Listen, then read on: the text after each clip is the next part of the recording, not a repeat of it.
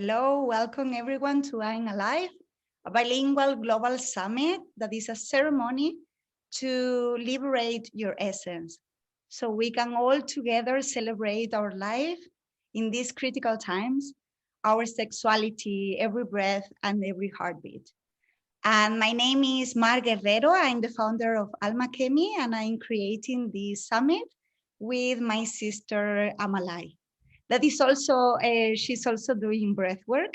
And today I have here my brother Walid Aboulnaga, and he's a transformational experience leader and facilitator. He organizes trips with these transformational processes. He's also a shamanic breathwork facilitator. We met in one of the trainings, an ordained shamanic minister, and he has done a lot of breathwork trainings with different processes. So welcome, Walid. How are Thank you? you, Mar, for having me here, and thank you for your beautiful energy and this amazing work that you're sharing with the world. So Thank honored to be here. Yes, it's an honor to have you here. And first, I would like you to talk a little bit about what makes you feel alive. A beautiful question. What makes me feel alive? When I went to so many festivals and events, they would always ask the question, what activity does time cease to exist? And always I come back to the same answer when I play sports and when I'm on these adventures and great expeditions, just everywhere traveling. And little did I know that later on in life, I'm going to put together this beautiful transformational experience for others to experience the same feeling that I had. And that's what makes me alive. Just something new, something different, something unique, something that soothes the heart. And that's the beauty of the work we do. Yes. And talking of this summit, there will be many women sharing their processes, and in this spiritual world, many times there are more women than men. And I'm always very, I don't know, my heart is always with the men who haven't been able to cry every time that they needed to, or who are not allowed to be vulnerable. So I would love you to express how your journey has been with vulnerability as men, and also facilitating this work for other men as well. It's uh, it's it's a journey, and I've seen it on my own journey. The last 7, 8 years, the events I've been to, breathwork and yoga and sound, were mostly women. Some of the trainings I went to, I was only men. I was only man there. And then over time, I've started to realize more brothers are coming, more men are coming and doing this work to train. More men are welcoming breath work into their life and, yoga or different types of meditation. More and more men are coming. And a lot of the women tend to bring their husbands, best friends, all their male partners and neighbors and cousins. They would bring them so they can experience it. So I've seen the transformation over the last 2 to 3 years that more and more men are open to this idea to do this work, are willing to just experience something new because they've heard the stories, they've heard the incredible healing that happens through this work. My own personal journey started, and I think all my life I've been different from my brothers. I've been different from some of my friends. I've opened up. The journey took me to really opening of the heart and shedding a lot of the layers. I've become very vulnerable, and I've understood the balancing act of the masculine and feminine because we all have that yin yang, that universal energy, and this is the beauty of it. And living in the Middle East for over 20 years, I've realized that culture and religion and just stigma or society have made you think that you shouldn't cry, you should be strong, you shouldn't, dive into hugging and saying, I love you. But today things are changing, and this is the beauty of it. And I've seen it and I've experienced it, and I want to share it. A funny story is when I first started the journey of Nafas, and I named it Nafas Journeys.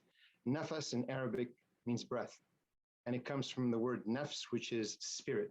So it's spiritual journeys. And what we wanted to do is we wanted to bridge adventure with spirituality, and we called it the soul venture experiences. And my first journey ever came to me in a breathwork. The breathwork actually opened my mind to so many things, but the logo Nafas and how we had it, the first journey and that experience, that retreat and how everyone felt all came to me in the breathwork. I had tears of joy, just feeling that feeling and seeing what I saw and diving deep into that experience. And it was lovely. And when I first held the journey, I invited my brother, his friends, my closest to come with me. And suddenly I had 5, 6, 7, 8 guys sign up. And then one friend said, can I bring my wife? And I said, well, we're 8, including me, we're 9. So I don't think it's going to work. So you know what? We're just going to make it a brothers. I've never been to a male retreat and I never been to a brotherhood circle. And suddenly I'm hosting my first men's retreat. And we had 11 guys, 11 brothers solid who came to Bali 4 years ago when we launched. And everywhere I went, everyone would come to me and say, thank you for the incredible work you're doing.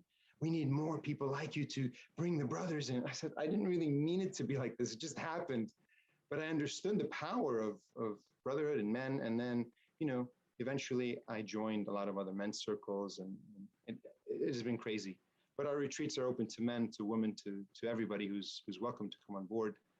And on my own personal journey, the breathworks I facilitated, looking back, they were mostly women. And over the years now, there's a wonderful balance of a lot of men coming in, understanding the power of this work or experiencing it because simply they've just been dragged. You need to come here. I had a friend of mine come, and after her experience in one of the journeys, it's a week-long program. We have it 3 days, 5 days, saw such benefit. She dragged her husband. You have to come. And he'd come and so on and so forth. So yes, maybe in this beautiful, festival we have and that's going on right now online, there will be maybe more women than men today. But eventually the message will go out and men will come. Men do come, have been coming.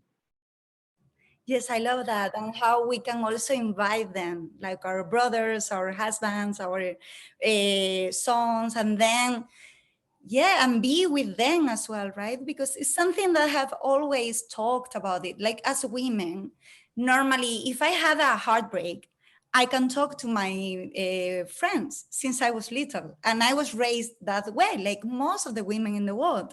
But for men, when your heart is completely broken, normally you just shut it down and you don't talk about it. And the beauty of this work as well is that we process. So it's the breathing, but then afterwards you also process within a circle. So I would love you to talk about what brought you to breathwork.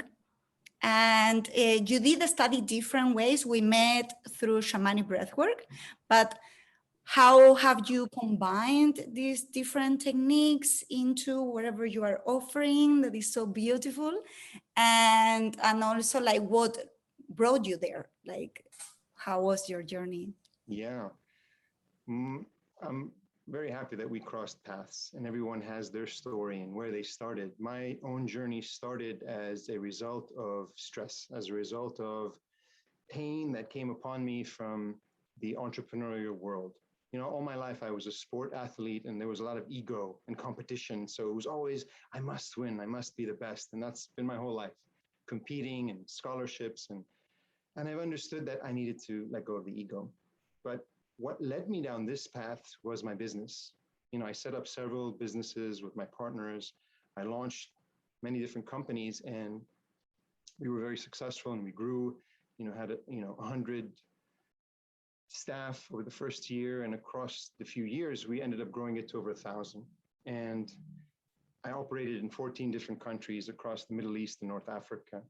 And just having that every 2 days on the plane, I was great at it and I liked doing what I'm doing, but it wasn't fulfilling my soul.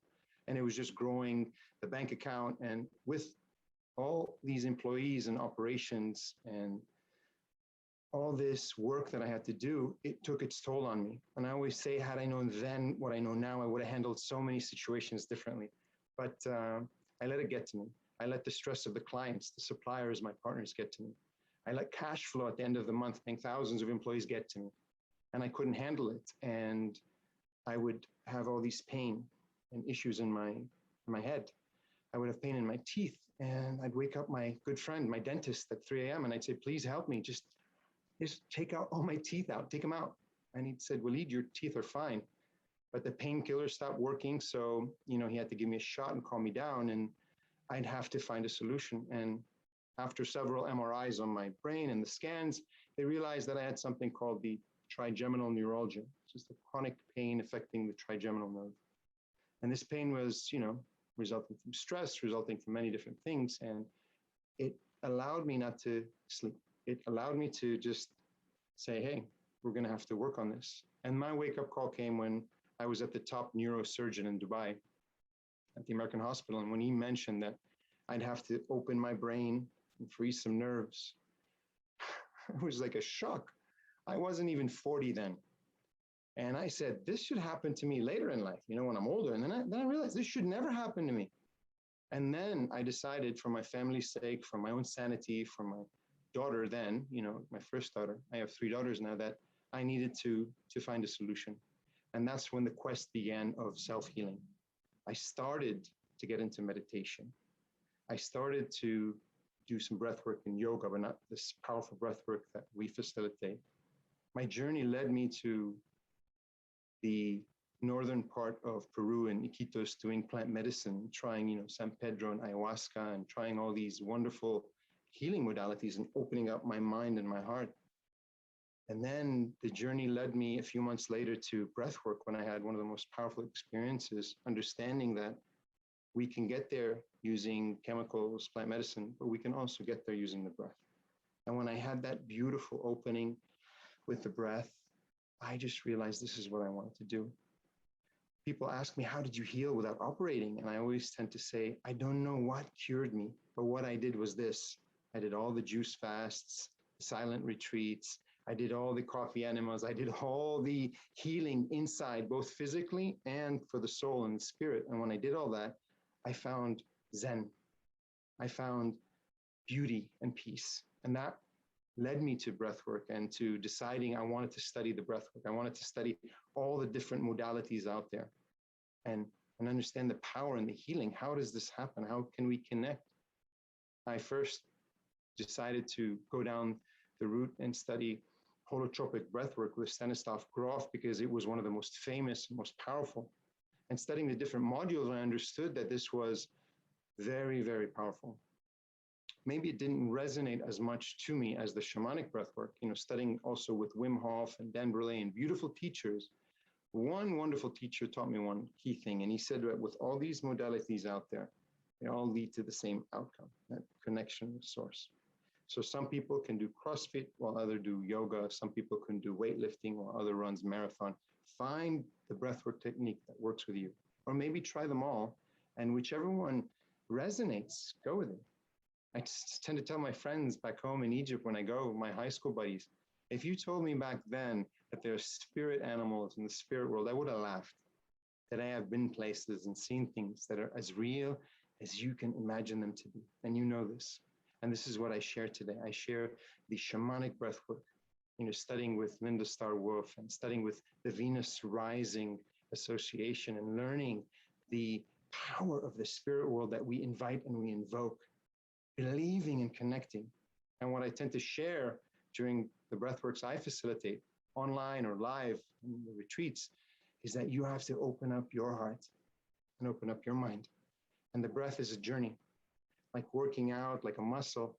The more you do it, like yoga, the more flexible you become. And that's the breath, and that's my own personal journey. And I'm so happy to have launched Nafas Journeys. And today I invite people to come to Bali here with me in the beautiful nature, to come with me to trips to Peru and Costa Rica, or to even join online. It's just as powerful. Yes, I love everything that you're sharing, and I would like you to talk about the online part, because I have seen you offering a lot of online, and I think many people who do this kind of work were a little bit hesitant, right? Because there is a part that the physical connection is very important as well. And in breath work, there is a body work too, right? There is a presence. So I'm very interested in sharing how was your experience of doing this because of COVID in the online platform. Yeah, when the pandemic hit, things changed. people changed. Stress levels went up. People weren't understanding how long will this last. And I wasn't rushing to get into the online work because not that I didn't believe in it. I just thought this period would end and I'd be hosting retreats again. People would come to Bali again. I'd be traveling to be invited to festivals and events. And it continued. And it was for my wife saying, I think this is your time to go online. And I just wasn't there and ready yet. And when I got the call saying, would you host us for an event for 50 people that need you, I couldn't say no. And I saying, if we're giving a gift and we're sharing, and if I'm pushing it away, then, you know, the gift will be taken away from me. That's my mindset. You know, I had hiccups living in Bali with internet problems. I had my own issues with Zoom and understanding how to connect and the best sound and quality, but I grew and I understood it. And it's not for everyone. You know, I have some wonderful tribe members from all over the world that love the sessions and are there every single time. We host them every 2 weeks and they're there and they love it. And I do it for them. I do it for the community and the tribe. It's donation-based, come in, offer what you offer. But when I offer it, I truly believe that there is this wonderful energetic connection on this web that we are on Zoom today, right now, with me and you and the community that you're bringing on board. And that's the power of it. It's much different than the session when we're drumming and you feel the vibrations of the drum, when we're doing the body work together and moving energy. But it's just as powerful if you want it to be. So some love the breathwork online more than live. I think the majority like the live better. But today in these times, we change, we evolve, and we do what we do. I remember our teacher, Star Wolf, when she mentioned that, you know, 15 years ago or 10 years ago, she did an online session and she said, I'll never do it again because people were falling off the couch and it was dangerous. But you know what? We change. We change with time because we understand that today it's needed more than ever. We always say safety is number one. So, you know, make sure you have the safe space. There's no glass, there's no books or frames that may fall on you. Prepare properly, set the intention. If it's for you, it's for you. Try it. I say, try it. Today, I'm very comfortable in my own space facilitating it. Many wonderful facilitators are doing it online today. And find who you resonate with and follow them and experience it. Online is powerful work. And today, you know, we're living in these wonderful, interesting times. So if we can't have it globally and face-to-face, we'll tend to do it online. So it's okay. Yes, and there is no need to choose anymore when things open up. I think in Asia, in Bali, I guess there are restrictions as well still, like I'm in Thailand, and we are also like, it's not 100% open, like Europe and the States, they seem to be much more open to do retreats and all of these. So for us, it's still not possible 100%, but one day, sooner or later, right? Life move on, and then one day we will be able to meet in person, but there are already these beautiful connections. Like for me, I wouldn't have done the summit, this one or the previous one, without COVID and without the whole global pandemic. So I think it was a push for many people to get out of their comfort zone. And something else that I would like you to share is about doing this as like following your sacred work, right? Like coming from the corporate world, I think many people who start doing, because it's in my situation as well, like taking the leap and just saying, this is not a hobby anymore. This is my life, is my income, and how do I charge for these things, and how do I make it a business in a way so I can offer more? Because in a way, when you make it a business, you also are more nurtured to do more of this work, right? So I would love you to share about that experience, the leap to move from the corporate to do this as your work. Yes, I am on a board of a company, and you know, on my bio 10 years ago, I wrote leap and the net will appear. So have the faith and believe. With 20 years experience running marketing and digital media agencies, I understood the power of organization, the power of leadership, the power of communication skills and marketing. I understood that and I took it all and I brought it into Nefas. And when I first started the journey, I always believed I could make anything happen. but maybe I didn't believe enough from a financial scale saying that this will bring money, or will this really, take care of my family and my 3 daughters in the future. And on the journey, as I was training and as I was facilitating at the start, I offered the Breathworks in Dubai for free for almost a year. I would rent the studio space, I would rent the speakers, I would offer the snacks, I would do everything for free, just because I was learning and I was just happy to facilitate it. And then someone came to me and said, I think you should start charging. I said, no, I'm embarrassed. And, I don't want to start collecting small money from people. They said, no, this is an energetic exchange. People are happy to pay. Then I started to offer, and I remember the first time I offered, I said, listen, I'm so embarrassed saying there's a box at the front and please donate whatever you feel. And, half the proceeds will go to a beautiful space. And people were offering.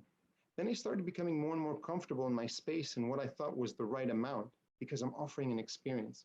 I paid for all this training and all these wonderful, experiences that I'm bringing to you.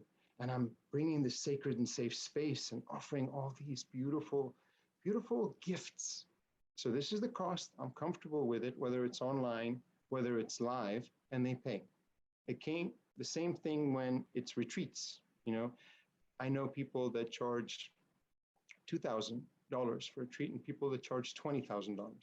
Find the balance, find what's right for you, find your target market. But I always tend to say, I'd love to offer value for money. I'd love to pay within what I feel is the right thing. And then I found my sweet spot. So I found my sweet spot with the one-on-one sessions that I offer, with the online, with the facilitation of breathworks in different parts of the world, and with the retreats. So my one word would be offer value, and it's priceless. That's basically it. So yeah, I love the part of because I think it's something that is very common, and for the people who are listening to us, who are facilitators, who are in this process of changing jobs, and we are all in a transitional process, one way or another, I think. And yeah, there is a part in my own experience, what I'm seeing is that there is a part that even for the person to give you money for your work, the person commits more to the process than if it's for free. And I hope one day it doesn't work that way, right? That we can also value things that we don't pay for them. But there is a part, because I have a few projects that they didn't finally launch and take off because I was doing it for free. And I feel that when you put a price into it and when the other person is also paying for it, there is this commitment that is I'm going for it 100%. And sometimes when we don't give the money, it's uncomfortable because it moves things that are painful. So sometimes we can also just say, okay, I leave it. Right? So it's for us the same when we do the trainings in shamanic breathwork, it's 2 weeks and you are committing yourself that it doesn't matter what happens in the training within the safety, of course, it's always very safe. You are not leaving, you're committing to finish. Even if you cry your heart out. yeah. Thing is, so I think there is a part there of the commitment that is very interesting. So I would love to hear your thoughts about it. I've tend to also understand that when something is for free, it's not necessarily not as valuable. Yes, the day will come when we understand that we're going to offer things for free, but when you pay whatever it is, you're committed. Whether it's $50 for an event, whether it's $500 for an online course, whether it's $5,000 for a retreat, whatever you pay, whatever is the amount that you feel comfortable that you can afford, and when you pay, you're committed, and you'll get the value out of it. And at the end of the day, I feel, trust that this is an investment of your own time more than the amount financially, and you will receive the benefit. People tend to, even myself, say, if it's for free, some days, and I host some sessions occasionally for free, and people sign up, but they never come up. If it's an excuse that, something came up, I understand, but if you're signing up and it never happened, you're not committing. So I'd say, yes, it's okay. It's okay to charge, and it's okay to be comfortable in that space. So yeah, believe. You know, that net will appear when you take that leap. You know, I always used to envy my cousin every time I would visit Egypt and speak with him. He was a surgeon, and he'd come back with stories every time we'd meet about a 2-day old baby and the operation that he would have. And I'd just be, wow, he loved what he did. There was passion and purpose, and he would save lives. And for 20 years, you know, I did my company and my marketing, and I was great at it, but it wasn't fulfilling my soul. And yes, it was great for the clients. It helped make them more money. But to me, you know, I'd always wonder, why would somebody buy a new phone every time there was a product launch, you know, just because they launched a new phone? And today I feel content. I feel like my soul is offering the right thing, and I'm bringing in value. And at the same time, I tend to say maybe sometimes I'm a doctor, but for the soul. So we are doctors. We are helping, and people feel it.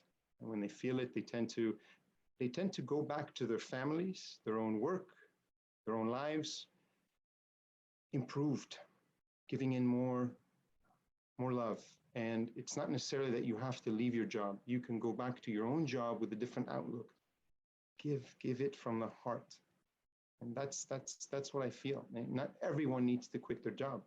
Not everyone needs to, you know, leave their partner. You'll understand when the time is right. And when we finish the breathworks, or the ones I attend here, or in general in Bali, we always tend to say, don't get the divorce yet. Don't quit your job yet. A lot of things happen in these experiences. And if you need to make that change, the change will happen. And you'll know when you're ready, when your heart no longer beats to that drum beat and you're saying, I'm done. Okay, think rationally, think about it, and make that move, that change.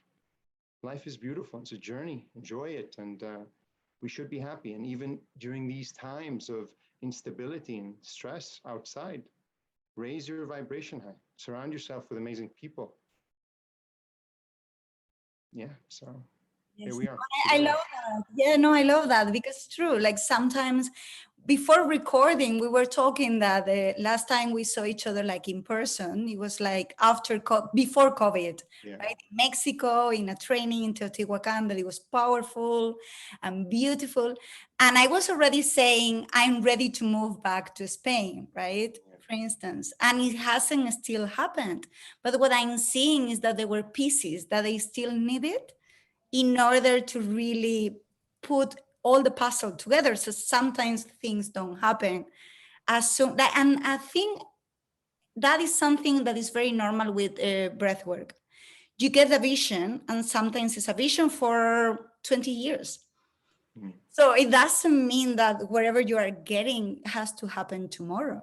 And I love that idea of don't get the divorce yet. Yet. Because wait, maybe that is something that maybe is happening, but wait, because the in this alternate state, time works in a different way. So sometimes you get things that you need a lot of extra steps to get there. So yeah, I don't know how it has been for you. Like if you have ever had experience that I don't know, like it's just like a ball and you are like entangled the ball of, and then one day you're like, of course, this was the message 5 years ago. Yeah. The aha moment. I mean, I've had many of them across the years and ceremonies with cacao, with sound. But I've also had so many beautiful members that have come on the retreats or in the breathworks, and they've shared with me the incredible stories. They would call me a year later and say, remember, Walid, we had the breathwork, you know, on the top of the beautiful mountains overlooking the rice fields in Bali, and the mandala I drew. I said, yeah, I remember. He said, well, I set up, this is a year later, a friend of mine moved back to the States living in Bali, and he set up his retreat center. He called it Sky Owl. And when he sent it, he said, I flew over embodying the eagle, and I saw my land, and I saw exactly what I need to do, and I did it. And that's one of many stories. A friend of mine came with me in a breathwork and a retreat, and he also flew over his land in Kerala and India, and he saw exactly what he needed to do. And a year later, he would send me the photos of the cabin that he built and his grandmother. And it's just so beautiful because we get visions. Some of us get it very clearly, and some of us, you know, it's a journey, but it's whether you're going to act upon it or not. You have these visions, you know what needs to be done. The next step is to actually do it and have the trust and the faith and the belief to do it. Yes, yes, yes. And I would love you to talk a little bit about the processing, right? Because you mentioned the art and it's a very important part of the breath work. So how do you facilitate? We have learned with Star Wolf that, but I'm not sure if other breathwork techniques also use the art as a processing technique. And also like, how do you do it online? Like, what's your experience with that part? That is very important. It's very important. Processing, integrating experience, especially for first timers or for people with severe trauma or abuse or any issues. Once this happens, you need to understand the psyche and understand how to deal with it. Because I've read that 1 or 2 breathworks are equivalent to years of psychotherapy. A lot of people today tend to go to therapists, and therapy is great if you're with the right therapist. And, the easy way out is to take the pills that you're prescribed. And, we'd say, don't take the pills unless you really need them. Come do the work. Understand what these suppressed memories mean and open them up and release them. I didn't understand processing and integration until we did the training. In holotropic work and many other different breath works, there's a lot of drawing, art, to bring out the snapshot of your psyche. So you've seen visions, you've seen shapes, you've seen something, draw it. And once you draw it, and then we share in the circle together, we tend to go deeper into integrating what's the reason beyond it. We say when you dream at night or when you have a wonderful breathwork experience, no one can interpret your experience but you.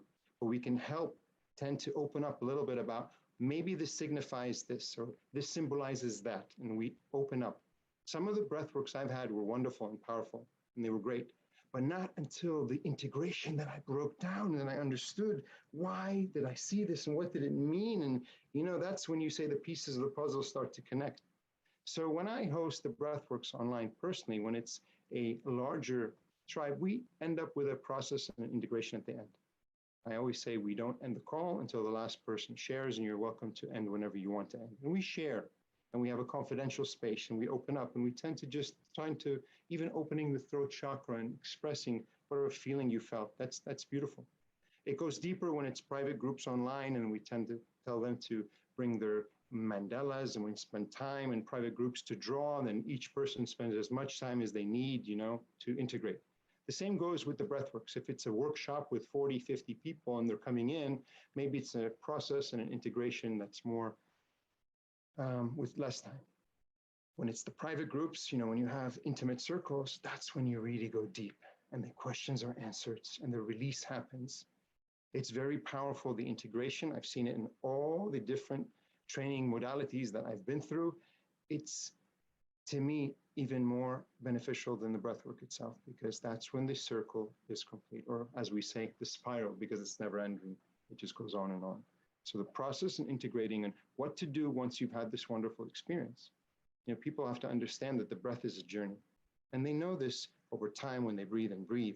Some people say they've seen their loved ones that have passed, maybe a grandmother, and then they were so happy and tears came. But as we learn to navigate the breath, you can have full-on conversations with the loved ones who have left. There's a reason why you've seen someone. There's a reason their spirit came to you.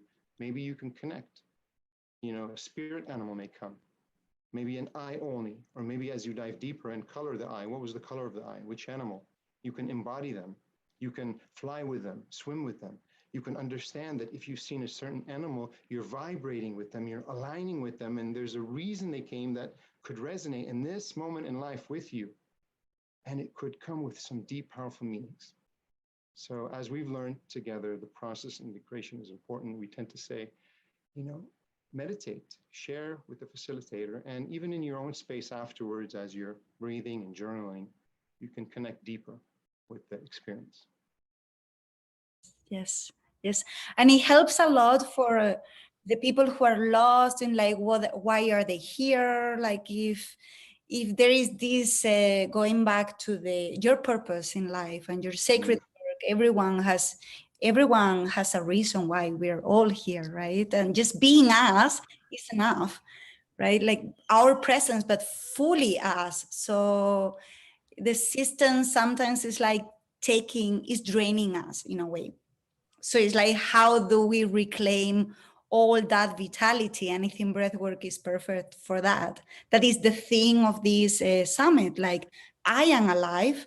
So breathing this way and all these symbols and these animals make us feel more alive, because we are so powerful, but we just forget.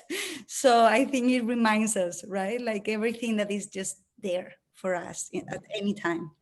Yeah, the breath is one element, and we say it's the most important element because it links with every single activity, with music, with sports, with sex, with life, with learning. You're breathing constantly, but being consciously aware of the breath is one of the most important things to be at peace, to self-center yourself. But we tend to say breath is only one element. You have to, as you nourish the soul with the breath, you have to nourish the body with the right food. You have to take care of yourself with the exercise. You have to connect with nature, with your pets. It's an ecosystem. It's a wonderful cake, and all these ingredients that come in. If you're just breathing alone, it's the food you eat and what you watch and what you consume and those who are around you.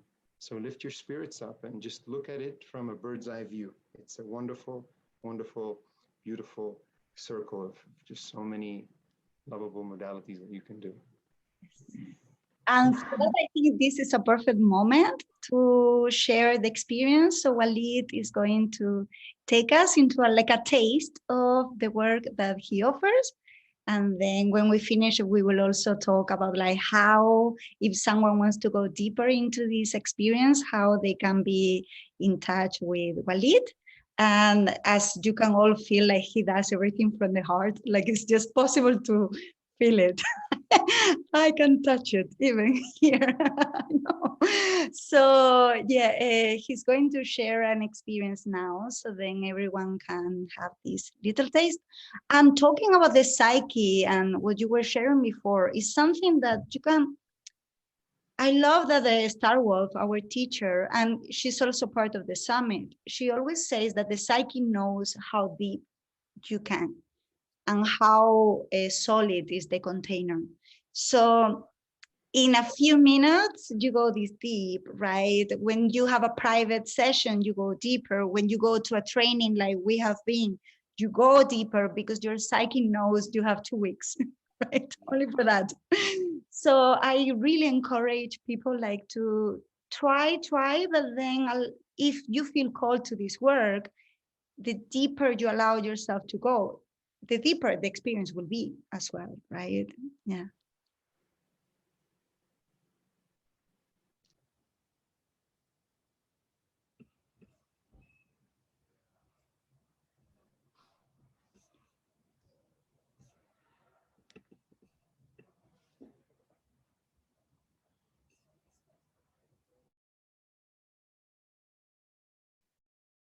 Okay, so share screen and share the music. We're going to start a beautiful session. Okay, here we go. So I invite you all to simply close your eyes for the next few minutes together. As Mar said, the psyche knows it's a few minutes, so it'll go as deep as it needs to go. I'm just gonna, with our eyes closed, take deep breaths in through the nose and out through the mouth. As soon as the exhale ends, we breathe again, in and out. That's it, connected breaths. And with every breath, we go deeper and longer, in and longer. Before the ceremony, before the breath, before any activity in life, we set the intention. We set the intention to heal, to connect, to release, to go deep inside. And consciously being aware that What we're breathing is not oxygen, it's not air. It's spirit. Prana, the universal energy. Chi, nafas.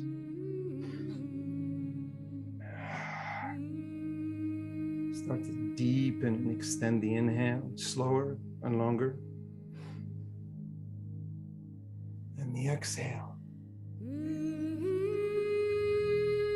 Like a straw exhaling, let it long and deep. That's it.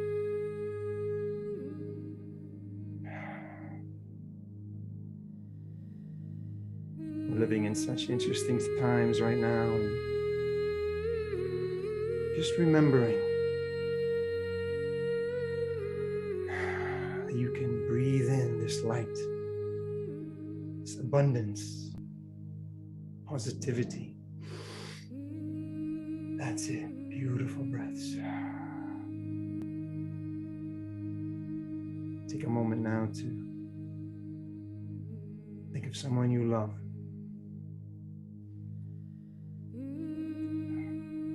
Send them all these vibrations, this beautiful energy, spirit.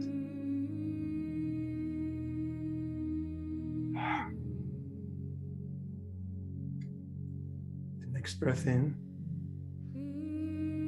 top of your lungs, holding the breath with ease. You simply hold.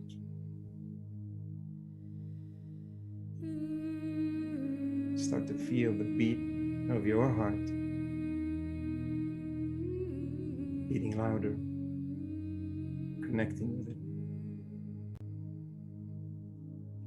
Just a little longer.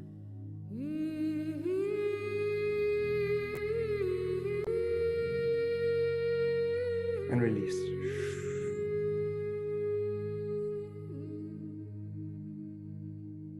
Slowly open your eyes.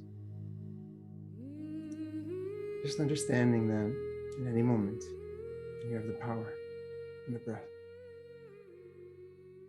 Namaste.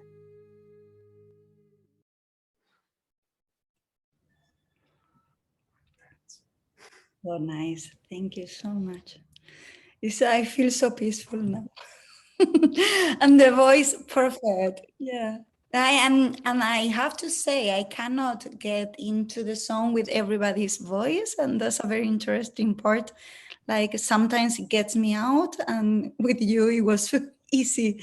It's something that is, yeah. 2 minutes, and in 2 minutes, we can really just, can you imagine this for 5, 10, with me for half an hour or 1 hour? So with me or without me, you can go to that space with music, without music. It's just knowing that at any point you can just come back. They say that one deep, conscious breath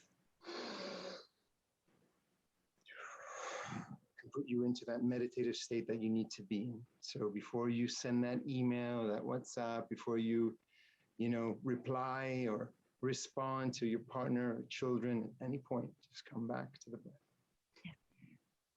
Yes, so important. And in these critical times, right, that we are triggered so easily, so important to take our space. And then this is something I always say, and I am an astrologer, and I have a lot of Aries that is very like strong, passionate, anger kind of. And a lesson in my life has been to say what I need to say, but to take my time to say it. So instead of just kind of like jump into the person that it was what I used to do when I was a teenager, is much more like breathe. And then you go back and you say the same, but the way you're saying it is so different than there is love in the situation. There is not just like, Yeah. yeah, so it has been, and I think this is something like for competition, right? Like what you said about like doing sports and competing, and this energy is important for people who have that energy within their system. It is important to express it as well. right? And to be passionate and to feel that we are alive, and breathing make us very much like, and we are all different. So one person can be very zen in their spirituality, but another person is going to have a passionate spirituality, and another person is going to have, we are all perfect and diverse and rich in our uniqueness. Yeah. Beautiful. Thank you, Mar. Thank you. So I would love you to share, like, for the people who would like to go deeper with this work and with you, what are your next, like you said already that you are doing breathworks online every 2 weeks. Yeah. So below the video, there will be the links and everything for Yes. being in Walid's list and work with him. But anything else that you're working on, I will be happy. Yeah, I mean, we can be followed on Instagram or Facebook at Nafas Journeys. So Nafas is breath in Arabic from spirit, so spiritual journeys. And we host the details of the upcoming breathworks. We host and share some of our old stories and journeys that we've had. And yeah, you can connect with me anytime there. The WhatsApp is on the website, and we have a blog. So would love to hear from you, see you, connect with you virtually until we give you a nice big hug in the real world very soon. Yes. Maybe one day we do one bilingual Spanish, I don't know, trilingual.